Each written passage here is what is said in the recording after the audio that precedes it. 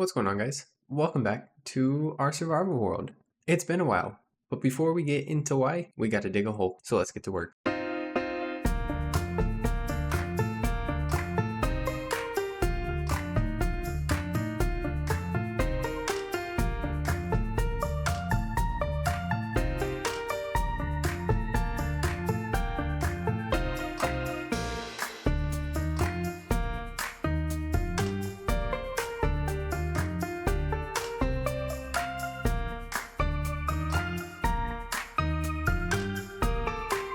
Alright guys, so we have our massive hole here in the ground. So 2 episodes in a row, we've dug a hole. One here and one over here for this farm. And if you remember, you probably don't because it's been a while, we ran into an issue where the items were like just going into this too fast and they were burning. I fixed this by just simply adding a hopper here. So the items kind of just slowly go into the hopper, throw out here, and it fixed this problem. Anyways, not the point. We have a big hole here. What are we making? Well, I decided I want to make a kelp farm. Now, you may remember, we said we weren't going to make a very big kelp farm. Well, I quickly changed my mind because I remember you can make like the infinite smelter thing. So we're going to do that. We're going to have the kelp going in, coming back out, making the dried kelp and just repopulating this. And then we're going to have a super smelter eventually up here somewhere. And then this kelp farm is going to be feeding that as well as putting kelp into here. There wasn't enough space up there, so we're digging a hole. And this is our entrance and our exit. And we'll probably expand this later, but for now this is good. What we're gonna need is we're gonna need a bunch of glazed terracotta, redstone stuff, and then just signs and sand. It's a very simple farm actually, but it's super particular. So let's go gather some resources. Alright guys, so we got our materials here, and this is honestly all we need, except for some signs. We'll get to that in a second. But if we're gonna build a kelp farm, of course, it's going to need to be on sand. So we're going to have to change out this entire floor, which thankfully shouldn't be too easy. We just got to mine this out in the meantime. So where have I been for anyone who's a regular viewer, or if you're watching this way later down the line and you notice a huge gap in between episodes here? Well, the simple answer is I moved. I bought a house and I moved from my apartment into my house. So I went on a little vacation, and then as soon as I came back, I had to move. So I had a lot of my stuff just packed up already and couldn't really make videos, couldn't sit down and record. Just had so much stuff going on that, you know, it took time away from making videos. So now I'm finally all settled in. Now I'm able to record another survival video, and I'm so excited. I haven't played Minecraft in such a long time, honestly. But the good thing is, or the cool thing is, now I have a bunch of stories to tell you guys. I just have so much to talk about now. So first, yes, I went on vacation, went to San Francisco. It was nice. Went for about 5 days just because I wanted to go, and you know, did all the tourist things. I don't know if you guys have ever been to San Francisco, or if anyone here knows about San Francisco. The biggest thing is the Golden Gate Bridge, of course, and then like Alcatraz, that island prison out in the middle of the bay. But the funny thing is, I did not realize that you actually have to pay a toll. So if you guys don't know what a toll is, it's pretty much you pay to use a road. You have to pay a set fee, and you go through a little checkpoint and you pay to use the road. So when you leave San Francisco, you go across the Golden Gate Bridge, there's no toll. But if you come back and you cross like into San Francisco, there's a toll that you have to pay. I didn't know this. And I was just driving across, and here I am in this rental car. And yeah, suddenly I had to pay a toll, and I was not prepared at all. I had to set up like this temporary account, and it really caught me off guard, but it was really nice. I got some time to relax away from work, and you know, I didn't record any videos, but it was good to get away. If you guys don't know what Alcatraz is, it's pretty much an island in the middle of San Francisco Bay. I'll put a picture on the screen right now. It's a tourist thing now. It used to be a prison, but yeah, it's just in the middle of the ocean. Not the ocean. It's kind of close to land, but they used to house prisoners on there, but now it's completely shut down, and you can just go in there and tour it, which is pretty cool. It's cool to learn about it and see the prison, how it's just in the water in the middle of nowhere pretty much. So here's our sand floor. We now are ready to farm some kelp on here. The next thing is we're going to make the flying machines, and it's going to be what these 2 cutouts here are for, and everything should fit in here perfectly. And then after that, it's really not hard. We just got to put signs and fill it up, and then we should be good to go. So now let's talk about the house. So if you guys remember, or I may have mentioned it, I don't really know. I'm not gonna lie, guys. I stepped away for a second. I lost my train of thought. I don't remember what my last talking point was. Something about the house. If you may remember, I was moving to a house. Right? We mentioned this already. We talked about this already. Well, I was originally supposed to move in at the beginning of April, right? April 5th. It's now, what's today's date? May 17th. I moved in 16 days ago on the 1st. What happened, you may ask? Well, the guy who was supposed to be living here before, he had to move out, of course, because I'm moving into my house. And this property was owned by or managed by a property management company prior to me living here. So it was someone who didn't own the house that was pretty much taking care of the house. Now, what had happened was the property management company apparently didn't tell this guy that he was going to have to move. He just was apparently clueless to having to move. Fine, whatever. I have to tell him and then give him some more time, which now puts it to what date was it? I think it was like the 21st of April, which was kind of an no, it was pretty annoying actually. Let's just be honest here. It was pretty annoying. I had to wait, and then that's when I went to like San Francisco and everything. Come back and I find out the guy needs more time. He told me he needs more time. I'm like, what are you talking about? You need more time. Like this is ridiculous at this point. He needed like a whole extra week. And the weird thing is he told me he got all of his stuff pretty much like out of the house. The weird thing is if it's me, right? The second he got all of his like big stuff out. So his like furniture and all that stuff, his bed. If it's me, the second I get that stuff out, I'm out of the house because that's like where I sleep and my entertainment. I'm not going in between two places looking for clothes and stuff. So it was very strange. He needed a whole nother week. Finally moves out. I move all my stuff in a single weekend. Yeah, so I move everything in, start getting settled in, and I decide I'm gonna check the mail. And in it is packed. So you guys know like those shared mailboxes, right? Where there's like, I don't know, 20, 30 different little mailboxes. This thing is loaded with mail. What is going on here? Loaded with mail. Okay, I'm sorry guys. I'm sorry you had to just witness me trying to get in here when it clearly wasn't working. And I start going through it and I'm like, this is, very, very strange that there's so much like stuff in here. I start going through it and in all of this mail is, guess what? The notices that he had to move out. This guy never checked his mail. So I start going through it and I find stuff from December. So in the United States Postal Service, right? They will typically send out a letter saying like when you have to mail packages by to have them arrive by Christmas. There was one of those things in there in May. Why is that still in there? I don't think this guy checked mail since like maybe last December. It was ridiculous. And one of them is a thing called certified mail. So certified mail, if you don't know, is something you have to sign for. And it has to be like proof of delivery. I'm not sure how this was delivered without a proof of delivery. It's very suspicious and very strange.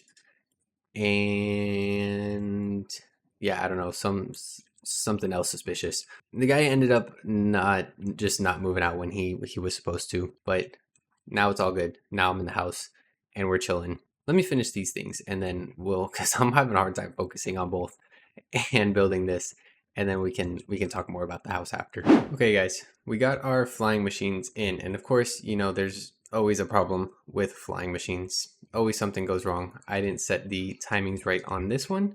On this repeater right here, it was set to only one tick and it got stuck, so I had to fix it. But pretty much the way they work, it's a standard flying machine, goes back and forth, and it's powered by these daylight sensors. So there's one here and there's one on this side, and what they do is twice a day it will flicker and this piston will retract. It'll activate this and this will sweep across and go back, and then once it activates again because of the time change and this goes down, then it'll sweep again. But now what we need is, let's put all of our redstone stuff away because we don't need any of this. This can go in here. We're gonna need glass panes now, and these are gonna go, of course, I should have maybe waited to mine that out. But these are going to go, oh, okay, well, these need to go all the way down. So what this is going to allow is, it's going to allow the water to come all the way here, but also a gap so that items can drop down in there, you know. What other things can we talk about the house? Of course, you know, there's some like repairs and stuff to do. That's normal. Had to get a window replaced. There was like, I guess someone threw a rock in it or something. And then just today, actually, there's some old tables in the garage. Like, I guess whoever owned the house before built like little workbenches or something. I was tearing those down today. So a hammer and a dream is all I needed to get those down. But oh, other thing, right? So the guy who was in here before also, when he moved out, right? I guess, or when he moved in, I don't know. This story is kind of fishy too. He left a bunch of stuff in the garage, like empty boxes for some reason, like blankets and clothes. There were 2 air mattresses. Now, if you don't know, air mattresses, they're kind of expensive, so that was a pretty good find. I ain't too upset about that, but the rest of the stuff, yeah, it was like garbage pretty much. And he goes and tells me, he's like, yeah, that stuff was left from the guy who lived here before. That wasn't even my stuff. The guy who was living here has been here for 5 years. He was living in this place for 5 years. You're telling me you never thought to just like throw out this stuff?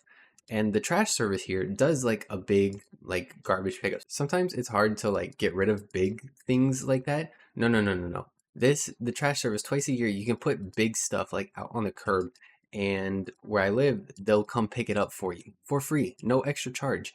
And in the 5 years he lived here, this guy never got rid of this stuff. So I don't buy his story too much, to be honest. I think it was just his trash that he didn't want to get rid of or deal with by having to move out. Yeah, guys, the joys of buying a house with, I guess, bad tenants. I don't know. I thought the guy was pretty chill initially, but turns out that wasn't really the case. So yeah, that's been the story of the house pretty much.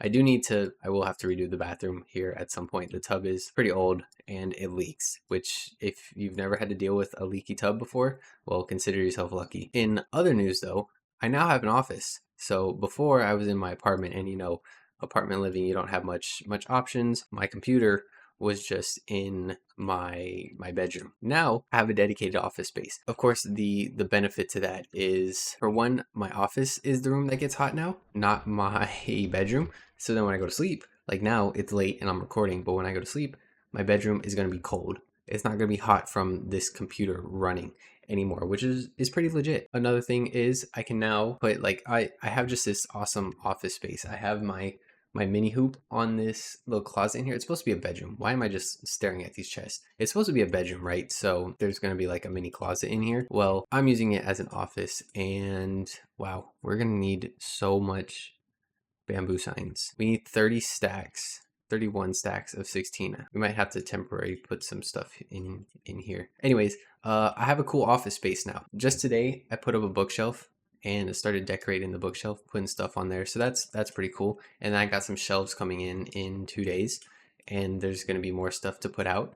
But the biggest thing that I'm excited about is I can now put soundproofing on my walls. So that will be happening soon. Why didn't I not bring the shulker box with me? I went all the way over there and I didn't even bring the shulker box. But yes, I bought 50 panels of soundproofing. It's 12 inches by 12 inches. And I plan to, you know, put it all over the office walls here. It's just gonna be quieter. Like let's not act like this is gonna be anything crazy. But before, I was having to use like pillows and put it around my mic and everything to kind of like muffle outside noise and outside echo. I hope it's not echoing right now, actually. Anyways, yeah, it's gonna like get rid of all that pretty much. So I'm excited. All right, guys. So we got all of our signs here and more in here. And we put some scaffolding up. Now, if you've ever made one of these things, right, you know this is like the most tedious part.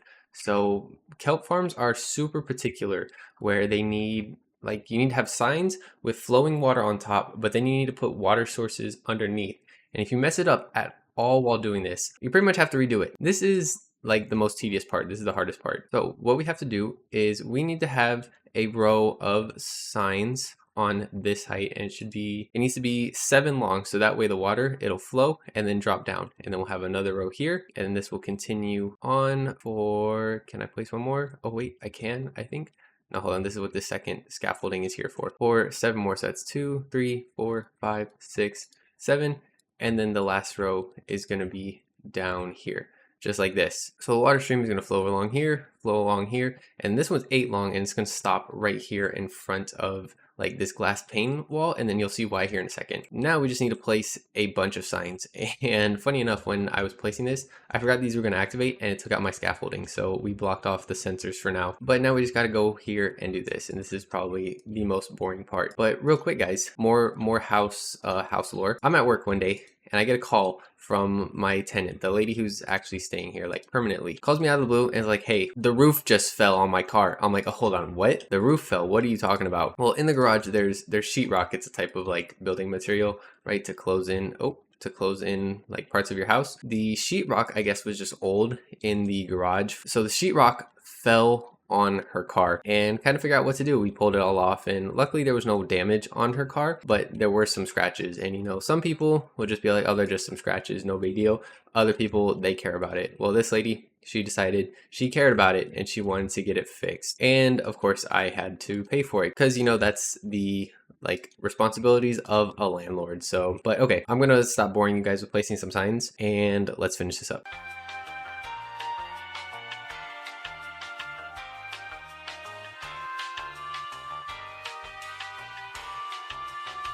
So our roof of signs is in.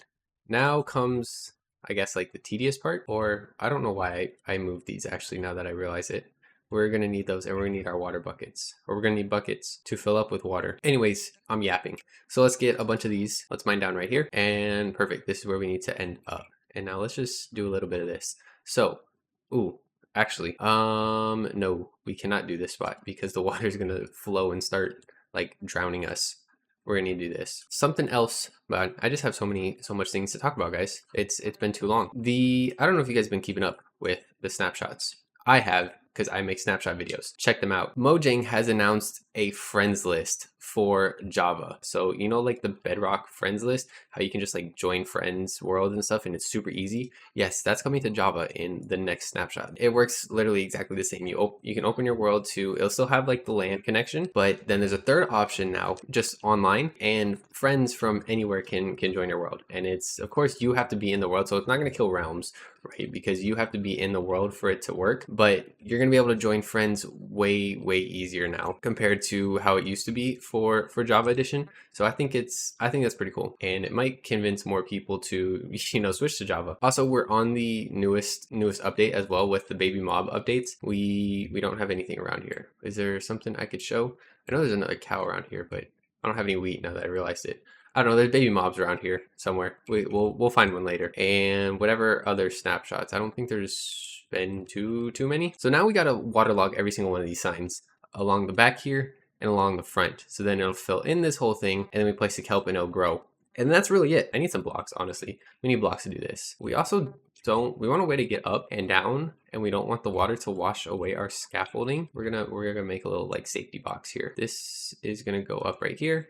And then we're just going to put blocks around this, so then that way, you know, it's not going to wash away. Now, if we take our water buckets, now we can turn on the, oops, not that. We need to turn on the hand restock. And this just needs to go down right here and waterlog. And I don't think, yeah, it doesn't carry over. So we have to put one on every single one, just like this. And as long as we're careful, everything is gonna go according to plan. And now I'm not even gonna risk trying to like take a water source from up there. We're just gonna go out and fly up here and just get more water buckets from this. We are taking no chances messing up this farm. Also, guys, you may have noticed I only have 15 levels. I died. I can't remember when it happened. I think it was probably in between, like when I was fixing with the what is it, the chorus fruit farm over here. Something with this, honestly. I died and I don't even know how many levels. It was like over 200. It was a lot, to say the least, and I lost them all and I'm sad now. Also, guys, I'm gonna have a lot of like long clips to edit for this one. Normally I try to keep my clips down to a couple minutes. It just feels easier, like more manageable. Not this one. I think the last 3 have been 8+ minutes long. Yeah, they're gonna be long clips for this episode just because I have so much to talk about. But all right, this is good. This is perfect. This is exactly what needs to happen.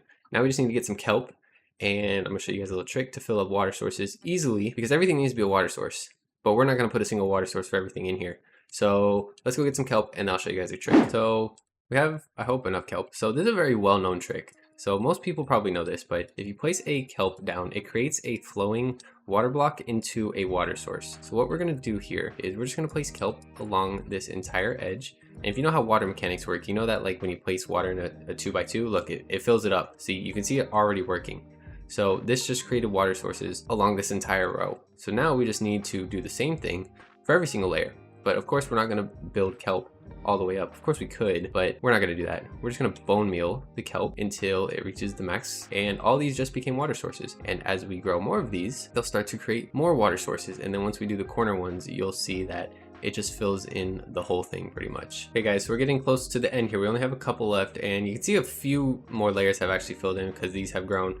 But as we grow these last couple ones in here, and if we do this, and then if we look, there you go, you can see it's all just filling in.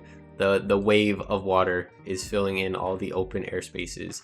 And just like that, we now have a full cube here of water sources. Let's grow this one just to be safe. And now the last thing is we need kelp on the bottoms of every single block here. So this is a lot of kelp we have to place.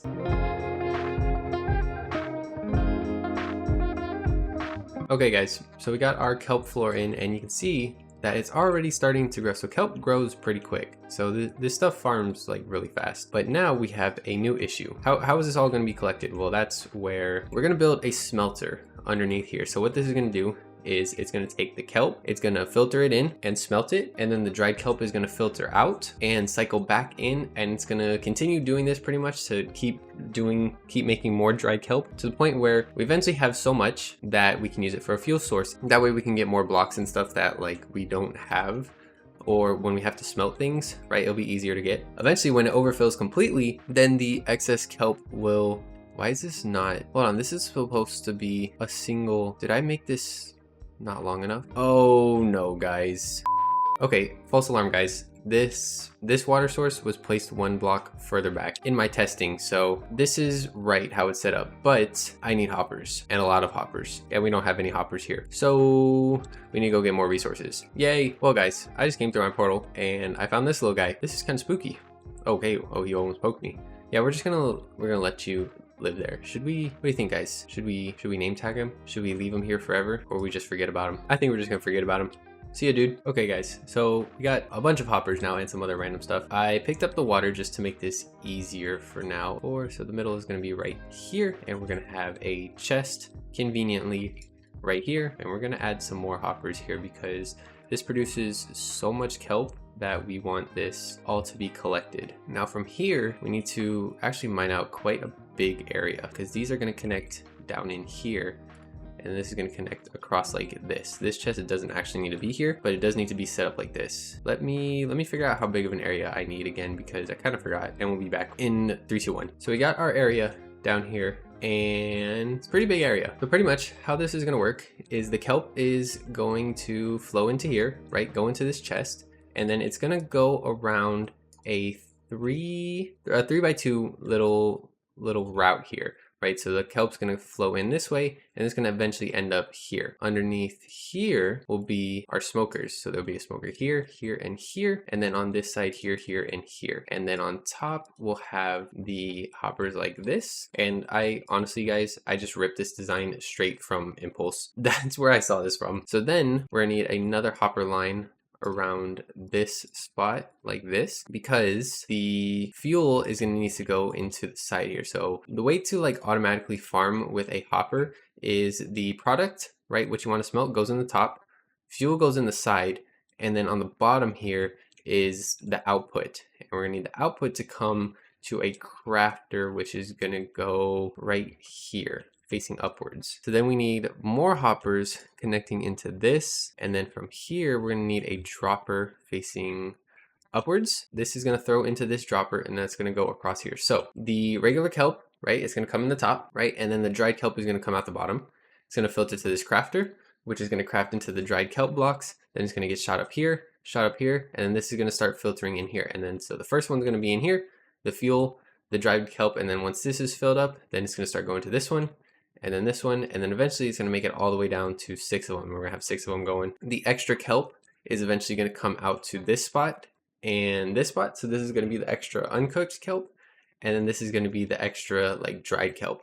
So then from here, we're going to have this line going into our storage area up here, farming the kelp. And then this one is going to be to go towards this super smelter. That's pretty much this part. We just need to set up this now, which is thankfully not very hard. So we're going to need a comparator coming out of here, right? And a comparator coming out of here. And then the crafter needs to go here.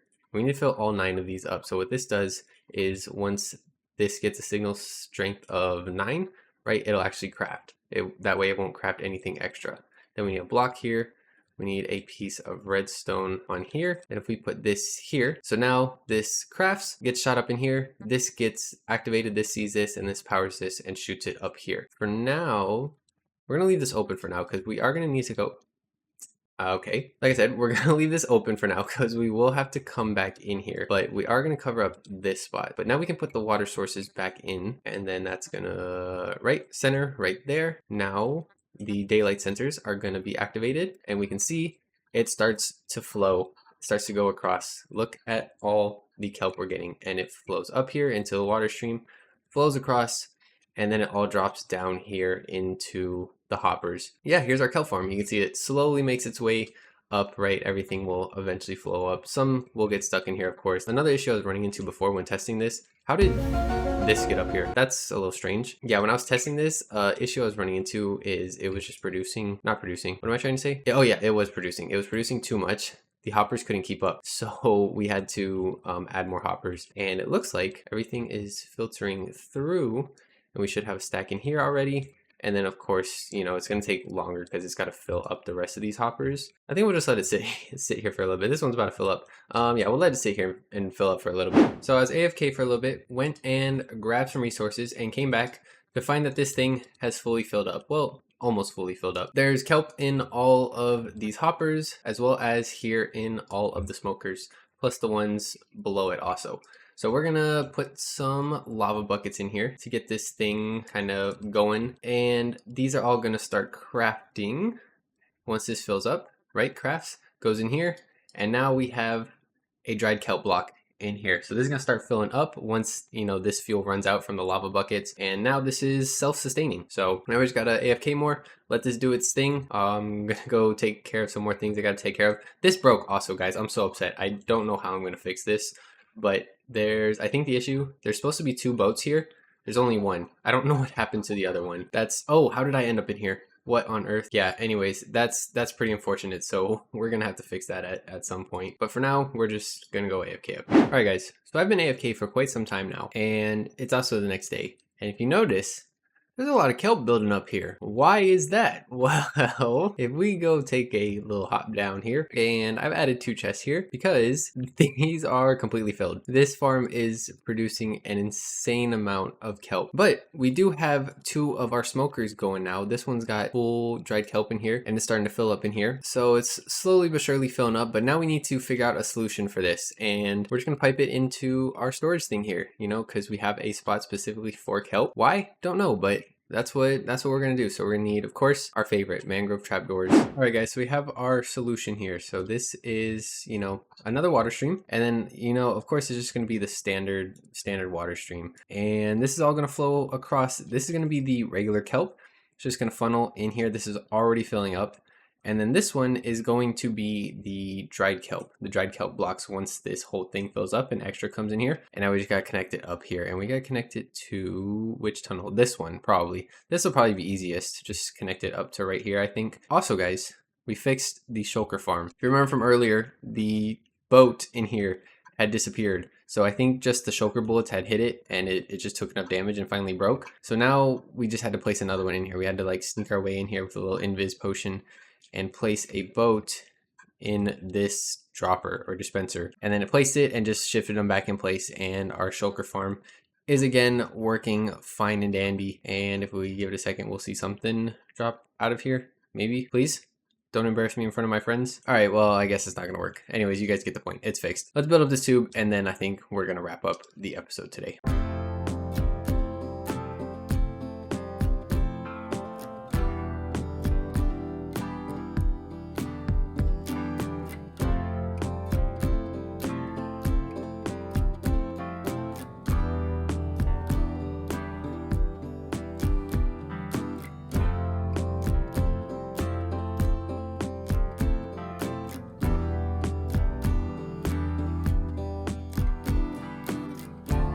Alright guys, and here we have it. It is finished. You know the deal. Another one of our red pipes here, now connecting this area. And I think, I need to test it, but I think we can put carpets here, like the moss carpet. It'll cover this up so that way we don't have these holes to the daylight sensors in here. But you can see we have kelp coming in now. So this is filling up, and then our excess kelp is coming in here, and then it goes down here. And then of course, it goes around with all the other items, and it gets sorted right in here. I think now what I'm gonna do in between episodes, we're gonna tidy this up a little bit here so we don't just have this hole. Might make this a little bit more presentable, have like an actual staircase leading down here. But that's gonna do it for this episode, guys. I hope you guys did enjoy. I'm glad to be back, glad to be making episodes again. I really enjoyed making this kelp farm today. And if you made it to this part, leave a comment, say like kelp or something. I don't know. Subscribe if you're new for more videos like this. Make sure to leave a like if you enjoyed, and I'll see you guys in the next episode. Take care, everyone.